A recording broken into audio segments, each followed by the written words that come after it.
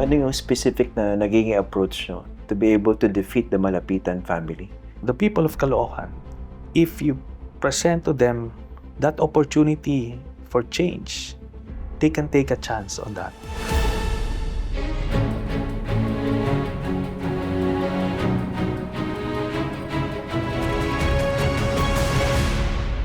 Tapos na nga po ang 8 araw na paghahay ng Certificate of Candidacy para sa national tukol positions sa eleksyon 2025. Ang Vote Wais ay ang pinakabagong series ng Facts First para sa May 2025 midterm elections. Dito mas kikilalanin natin ang mga kandidato. May malinaw ba silang plataporma? O baka naman puro porma lang? Tapat kaya silang manunungkulan? O baka makapaghalal na naman tayo ng mga kawatan? Kaya sisikapin nating alamin at ilantad ang tunay na kumakandidato sa likod ng mga poster at talumpati, sa likod ng mga imahe at mensahe na pwedeng gawa-gawa lang ng mga PR handlers at campaign strategists. Kasi naman, masyado ng maraming trapo at kawatan sa gobyerno. Huwag na sana natin dagdagan. Sa ating unang episode, kakausapin natin si dating Senador Antonio Sonny Trillanes IV na kumakandidato sa pagka-mayor ng Caloocan City. Makakalaban niya incumbent mayor na si Along Malapitan. Ito ang unang pagsabak ni Trillanes sa local politics. Ang tanong, uubra kaya siya sa kakaibang hirap, hamon pati na dumi ng politika sa lokal? Marami yata nagulat kasi you're running for mayor. Yun na, kasi the past few months talagang inikot naman natin, nagkonsulta tayo sa mga taga-Caloocan and nakita namin yung sitwasyon. So I believe, I felt good about my decision to step back from national politics. And I believe, nagbibigay naman ako ng mga pahiwatig yan sa iyong show and the others na we are leaning towards a local elections. Nagbago na yung terrain sa national national politics. Mas resource heavy siya. And nahihirapan na kami mag-navigate noon na iba na dun sa skill set nung aming grupo which worked for us in 2007 and 2013. But it did not work the past few elections. So nag-regroup kami, nag-reassess. At the same time, may mga nag-clamor sa akin to try out yung pag-mayor. So pinulsohan namin yon, tinignan namin. At doon namin nakita yung malalang sitwasyon sa Caloocan, kaya naging kausa na in that sense na aming grupo. Kilala sa bawat sulok ng Pilipinas si Trillanes, una bilang miyembro ng Magdalo na nag-alsa noon laban sa administrasyon ni dating Pangulong Gloria Macapagal Arroyo. Kahit nakakulong, nanalo siyang senador noong 2007 at nagsilbi ng 2 terms hanggang 2019. Tumakbo siya sa pagka-vice presidente noong 2016 pero hindi pinalad. Sumubok siyang bumalik sa Senado noong 2022 pero natalo rin. Pero nanatiling national figure si Trillanes. Kinonsider nyo rin ba na tumakbo sa pagka-party list, meaning maging nominee ng Magdalo? It never entered my mind as an option. Kasi remember noong 2019, when I finished my term, yung mga kasamahan ko sa Magdalo ay hinihikayat akong maging nominee. Pero naniniwala ako na kailangan mag-create kami ng mga leaders at para hindi lang nasisentro sa akin. So nanalo naman kami ng 2019, hindi, kahit wala ako sa pwesto, okay lang naman sa akin ng mga panahon na yun. So ngayon, ganun din. I believe ito ay para na doon sa ibang mga kasamahan namin. So in this case, babalik po si Congressman Alejano sa Magdalo Party List. Itong pagtakbo niyo sa pagka-mayor ng Caloocan City, is this the first time for a Magdalo member to seek a local position? Hindi po. Kasi si Congressman Alejano, when he first entered, doon sa sa Sipalay as mayor. Sa Negros. Negros. So sinubukan niya. Marami rin kami lessons learned noon. And we are factoring those lessons learned dito sa pagtakbo namin dito. Okay. Pag-usapan natin yung lessons. Kasi you are a prominent national figure. Yeah. Depende kung sino yung tumitingin. Siyempre Yeah. sa mga kritiko nyo, Notorious. notorious, Yeah. much hated public figure. Mm. Pero sa mga supporters nyo, you're a very welcome addition to their cause. Mm. So, meron bang leverage kayong dala-dala sa pagtakbo nyo sa pagka-mayor ng Caloocan City? Meaning advantages given your stature sa national public discourse? Ang nakita ko na advantages is yung national name recall, no? Kasi kung wala kang ganon, magpapakilala ka. Talagang mas ano yon, may isang step ka pang dadaanan bago nila mag-gain yung trust mo. So ito meron ng national name Yung recall. awareness. Then yung track record is there. As you mentioned, depende yan sa tumitingin. Pero dun sa mga moderates, yung mga neutral, tsaka yung mga dating supporter, meron silang makikwento, no? Masasabi na ito si Trillanes, ganito yan, itong ginawa niya. Merong ganon. Then yung network sa national media, no?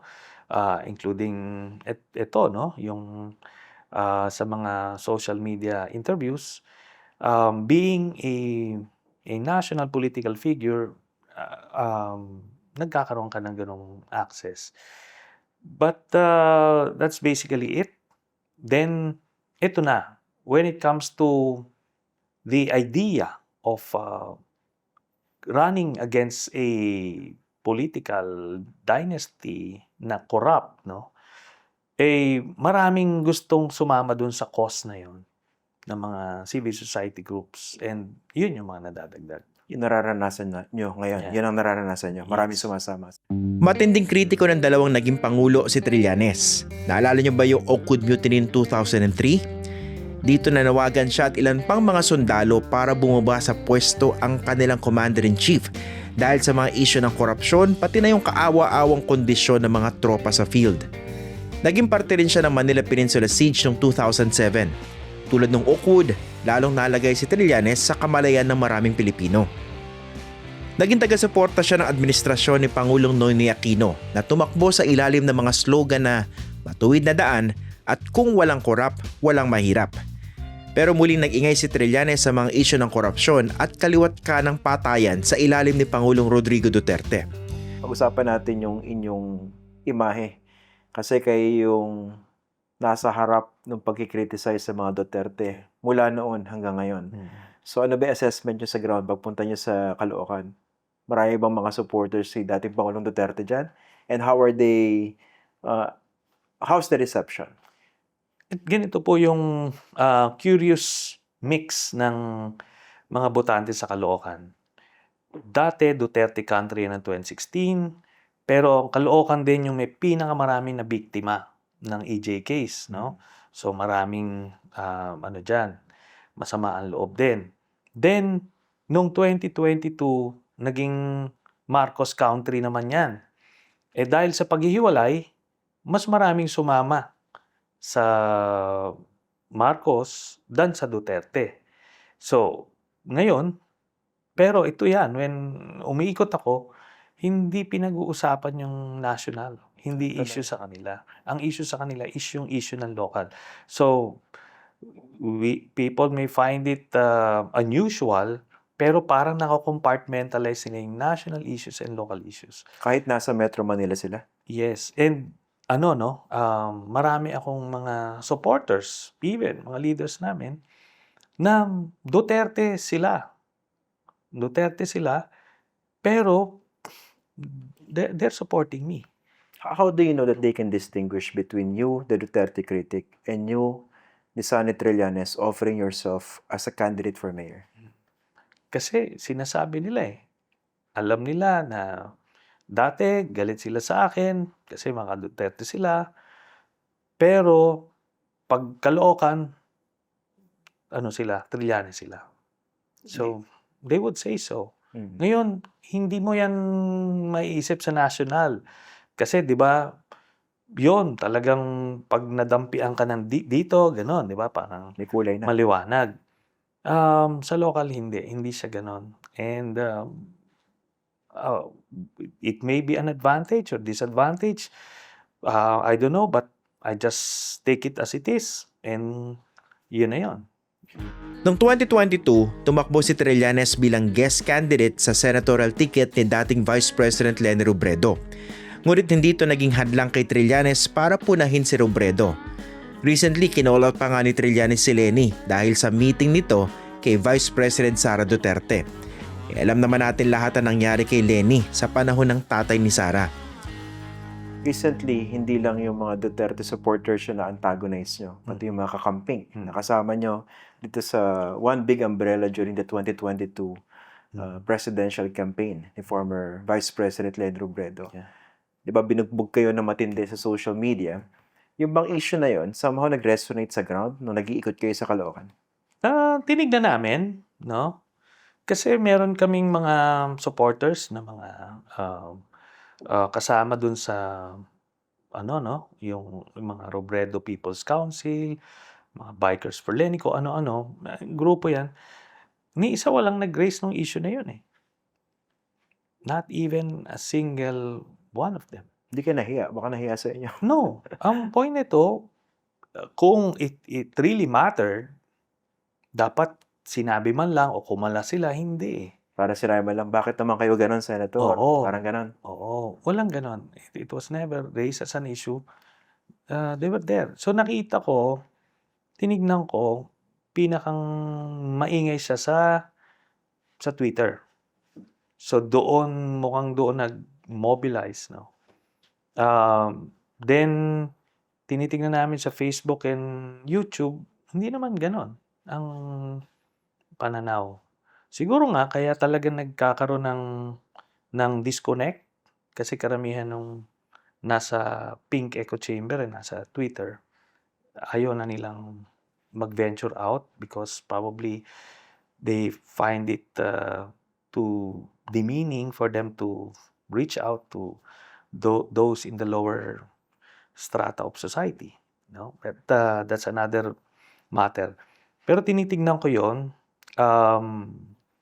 iba-iba yung complexion ng aming supporter base from Pink, the admin, then the Dutertes. So it's the whole spectrum. Nakatulong ba na you're seen by many as very nice to President Marcos? Nakatulong ba yun dun sa pangangampanya o pag-ikot nyo sa Caloocan? I wouldn't Hindi kayo know. antagonistic at least. I wouldn't know kasi wala naman akong basis kung naging antagonistic ako, ayaw nila sa akin, then wala lang ako. So wala akong basis. So itong supporter base, nakikita ko na siya, it cuts across the whole political spectrum sa national. Iba talaga yung local. It's more personal yung kanilang issues.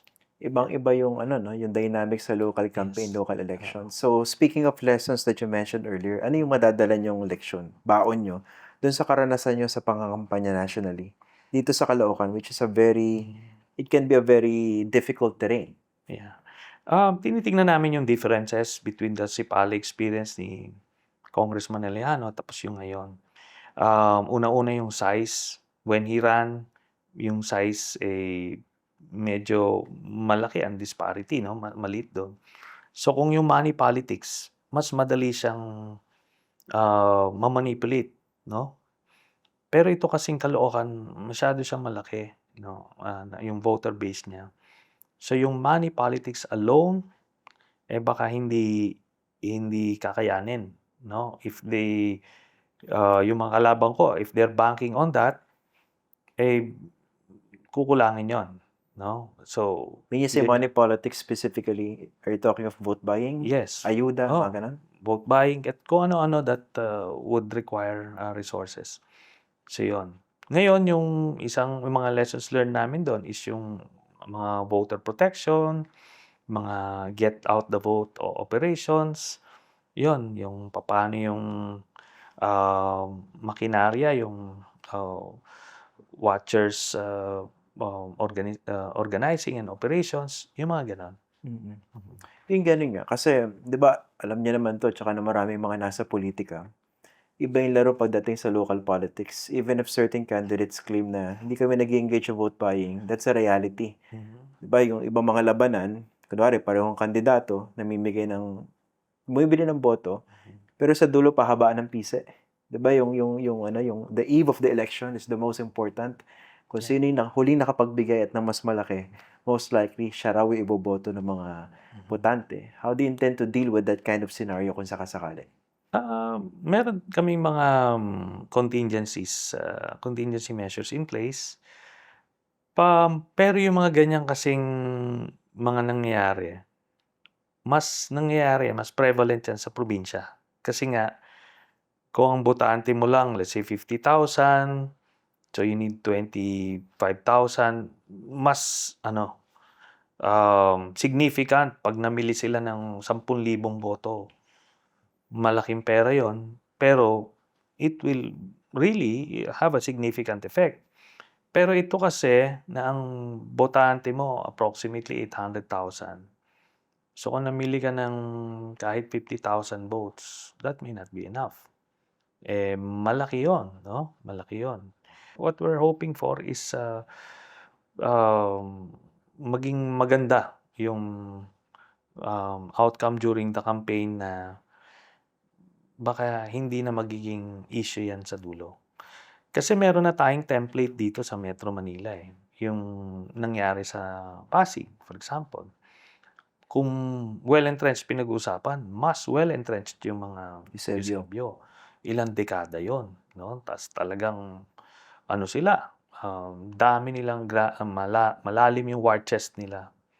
Pero nawala yun lahat, nag-dissipate. Kasi in the same way na nag-iba na yung terrain sa national, nag-iba na rin yung terrain sa local. So, Like how? Ano yung pagkakaiba? marami ng ways to access the voters.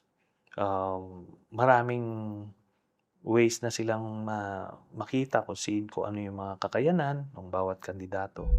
Sa pagtakbo niya sa Caloocan, susubuking tibagin ni Trillanes ang pamilya Malapitan na isa sa mga pinakamatibay na political dynasty sa Metro Manila.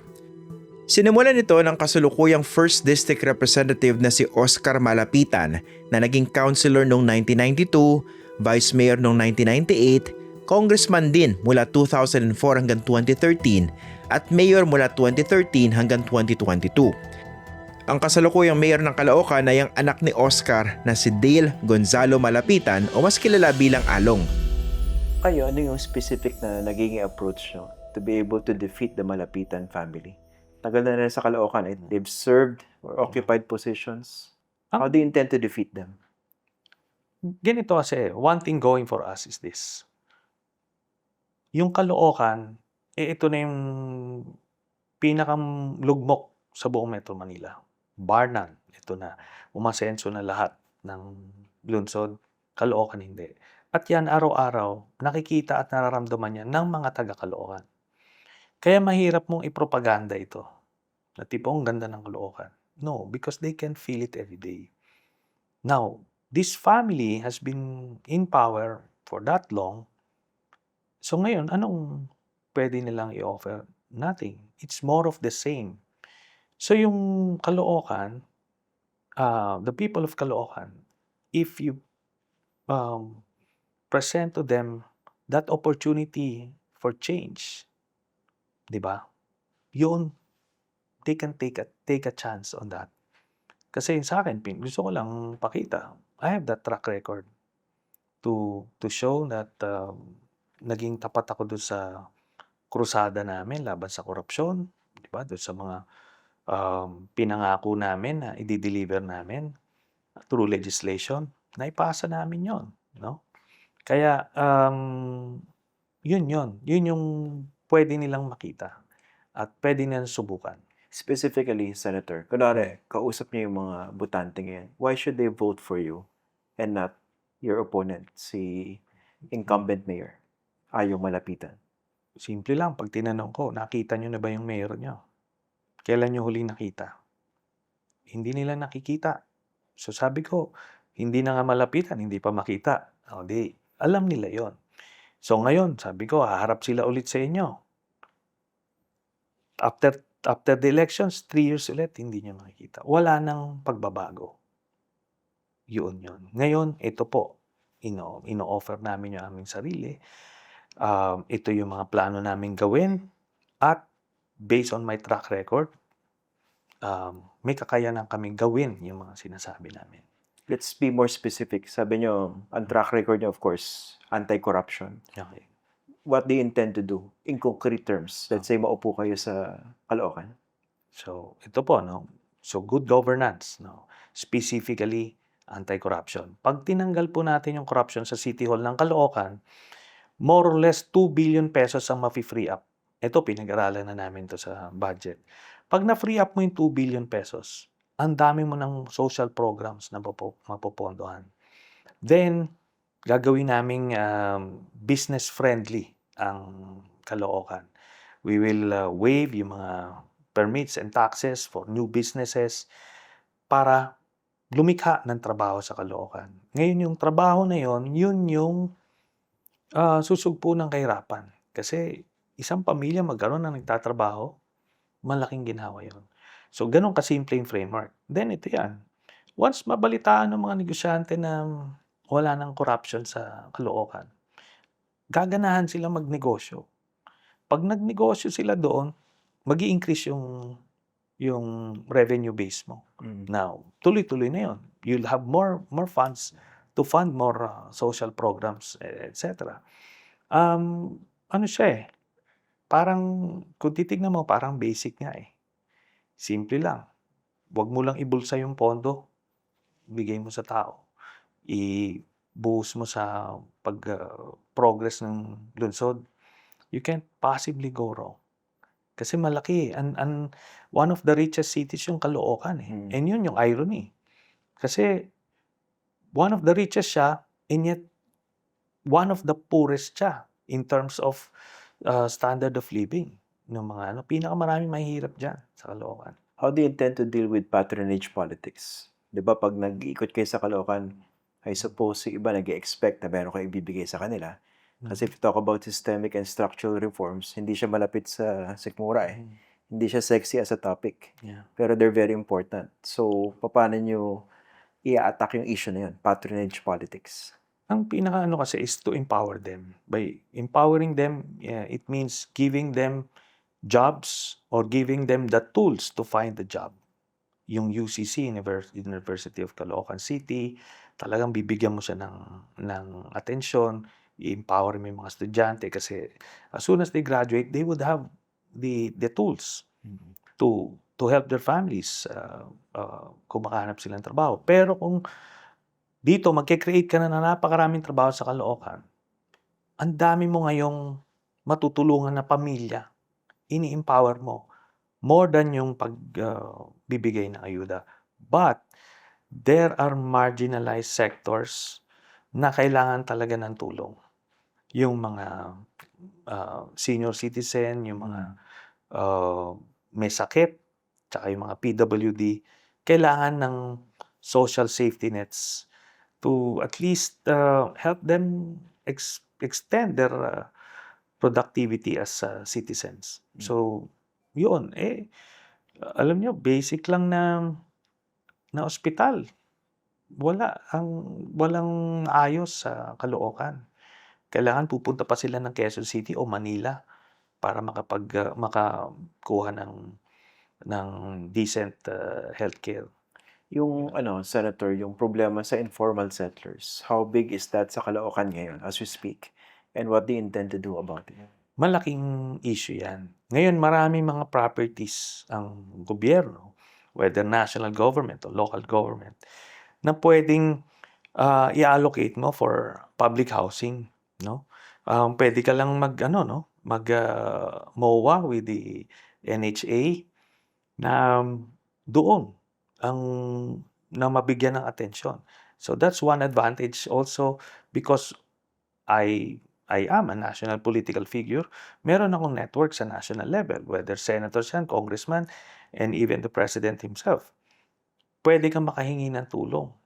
maka-attract ng attention dito. More than your current budget. So, ma-augment mo siya in that regard. Nababanggit niyo ba yun sa mga nakakausap niyo sa Caloocan? Yes. Advantages of your network. Yes. Kung umaabot sa ganun yung discussion, yes. Pero yung karamihan, sa sobrang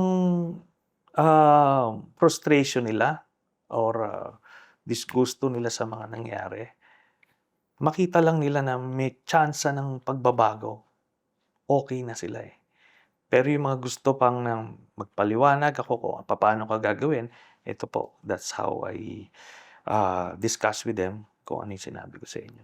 Senator, di ba, para sa maraming Pilipino, unfortunately, fact of life na yung domain ng kampanya. Mhm. It's always dirty politics as far as many Filipinos are concerned. Yeah. Kayo, can you honestly run a credible yet honest campaign sa local level? Yun yung aming aming campaign design. We need to promote ourselves. We need to convince the people that what we offer as an alternative is better than what they have now. Kaya yun yung focus. But we will defend ourselves also kasi may mga troll farms dyan, may mga even yung mga DDS sumasakay doon dahil itong way nila makabawi sa akin. So, we're defending. Pero, hindi namin kailangan gumawa ng fake news o kung ano-ano to beat them. Hindi na kailangan eh. Pero kunwari, Senator, nag-iikot kayo sa isang community during the campaign period, hindi rin naman natin masisi yung ibang kababayan natin. Baka nag-expect na after nyo siya kamayan, baka merong iaabot kayo na hindi naman out of the ordinary pagdating sa local campaign. How do you intend to deal with that? Yung nag-expect, diba? Wala ba kayong 500 man lang dyan? Talagang humihingi tayo ng pasensya sa mga ganon. But, you'd be surprised, ganon man ang impression sa Caloocan, pero hindi sila ganon in reality. Kaya nga yung sinasabi nila na na mabigat itong kinakaharap because yun nga well-entrenched yung Pag umigat ka, hindi naman ganon. Hindi kaya dahil naman, kasi sikat na sikat kayo. Talagang pagkakaguluhan kayo. Sunny Trillanes yan eh. Well, it's also reflective dun sa surveys eh. Iba yung, sabi mo, anecdotal yung dinudumog ka, ganon. Which is an indicator din. Pero kailangan yung magre-reflect sa survey and it's reflective of the surveys. Anong lumalabas so far? Ano to? Internal survey ng Magdalo po? Even yung survey ng iba't ibang grupo. Anong lumalabas? Let's just say na very sharp incline or steep incline ng trajectory. Kayo tumataas? Ito pala, kasi whether we like it or not, yung national scene, hindi naman siya totally made-divorce dun sa local campaign. Alam natin na yung mga malapitan, I think they were the first to express support for Bongbong Marcos when he ran, kung hindi ako nagkakamali. So they identify with the president. Kayo, sa pagtingin ko lang, no, maraming utang na loob sa inyo si Bongbong Marcos sa laban niya dito sa mga Duterte. Doon lang sa mga kritisimo ninyo sa mga Duterte, yung mga fina-file yung mga cases, makaka-expect ba kayo ng suporta kay Bongbong Marcos laban sa mga malapitan dito sa Caloocan elections? Okay, we're working on the assumption na kung ano yung campaign organization namin, ano yung resources namin, ano yung capacity namin, is yun na.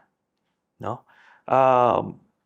Malaking bagay yon sa amin kung hindi siya i-endorso ni President Marcos. Yun yung aming, hope. But the campaign design that we made, the campaign organization, we're working on the assumption na ito na to. So, What do you mean? we are on our own. On your parang own. ganon. So, anything na dadagdag doon, welcome addition yun. Is that something that you would want? The endorsement of BBM? For Caloocan? Caloocan. Sa nakita ko kasi, sabi ko nga, yung diverse mix ng mga botante, parang hindi nila hinahanap yun. Hindi nila hinahanap yon. Kung national, it means a lot. An endorsement from the president or the incumbent administration to factor in the machinery, that would tantamount to an additional 15 to 20% sa rating mo. Pero dito,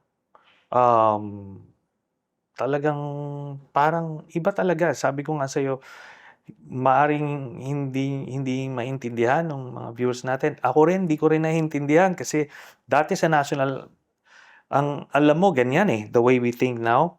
Pero nung umiikot kami, talagang iba talaga. Nag-iiba. Ibang-iba. Kasi- Totally insulated. Kaya ako po natatanong yan, Senator, kasi syempre, with Mm. endorsements, may expectation ng support in terms of resources. Kung endorse yung kalaban nyo, Mm. baka buhusan ng pera yung kalaban nyo. On principle lang, di ba? Mm. Mas mabigat yung magiging laban. Oo. Yeah. Or kung kayo man, baka masuportahan kayo in terms of resources. Mhm.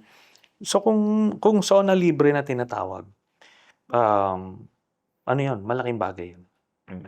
Zona libre alone, we will beat the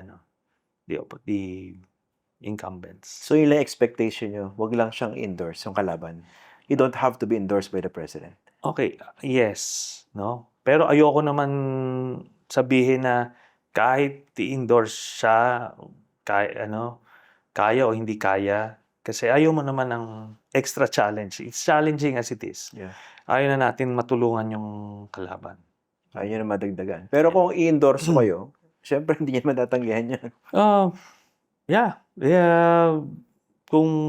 If it will accomplish the mission, which is to win Caloocan and uplift the lives of the people of Caloocan, I will take it. Speaking of endorsement, si Senator Risa, nag-i-endorse siya ng mga kandidato sa Senado, and I suppose pati sa local. Yeah. Would you also be endorsed by the senator? I assume so because she's been helping our campaign. Hindi nagpapabaya si Senator Risa as a leader. Iba naisip ko. Wala bang pinapatamaan naman dyan? Wala naman. Baka naman, tayo, safe space tayo ngayon. Peace tayo ngayon. I'm just stating a fact. Iba si Senator Risa as a leader. She acts like one. Hindi lang, symbol. Ganon. Iba kasi yun Iba yun. Ano to Walang Peace sa mga, dyan. Ignore nyo na yung tao. Tatawa lang ako. Basta ganun. Eto pala, since nakatuto kayo ngayon sa local, does it mean na you will be less visible sa mga national discussions?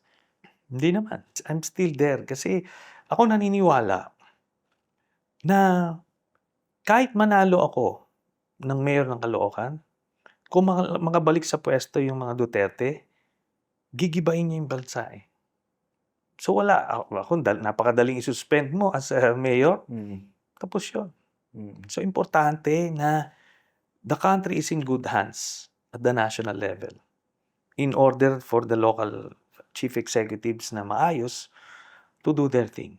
So you will still be very active in terms of working for the defeat of the Dutertes. Yes, and the prevention of the return to power. Speaking of prevention, itutuloy niyo na ba yung impeachment case? Nasabi niyo, isasampa niyo ko, hindi kikilos yung mga kongresista. Basta, nagipag-usap tayo. Hinahayaan natin yung House of Representatives na makahanap ng kanilang perfect timing base sa kanilang pag-analyze. Pero handa tayo na if it's not forthcoming, then we will do our duty. Okay. So basically, doble vista kayo ngayon. National and local. Yes. Ang tutok niyo. National and local. Pero wala akong kinokompromiso sa both. Siguro yung physical health ko ang nakokompromiso, but that's a small price to pay. Finally, kasi yung kalaban niyo bata rin si Along Malapitan. Yeah. Anong advantages niyo sa kanya as a candidate, head to head? Palagay ko yung aking competence, yung track record ko. Kasi mahirap kasi marami kasi siyang, kung uusisain lang, makikita niyo yung mga problema. nung kakalaban ko. But I will put that aside. I'd rather focus na pagandahan kami ng programa. Di ba? Yun ang nakikita natin. Narinig nyo na yung mga plano, pangako at mga saloobin ni Trillanes sa pagtakbo sa Caloocan. Habang ginagawa niya to, busy-busy siya sa pagtugis sa mga Duterte na para sa kanya ay malaking banta, hindi lang para sa mga Marcos kundi sa mga Pilipino. So lumalabas sa dalawang kalaban ni Trillanes, mga Duterte sa national at mga malapitan sa lokal. Ano kaya rito ang tunay na priority niya? Yung magiging focus niya. Susuportahan kaya siya ni BBM na obvious naman na nakikinabang sa paglaban niya sa mga Duterte. Sapat kaya yung pagiging national figure niya para talunin ng isang political dynasty sa Caloocan? Hindi birong eleksyon sa Caloocan ha, merong higit 700,000 voters. Magkakaalaman sa May 2025. Pero bilang mga botante, huwag natin kakalimutan. Gamitin rin ang utak, huwag lang yung puso sa pagpili ng mga kandidato. Vote wise. Huwag na tayo magpagago.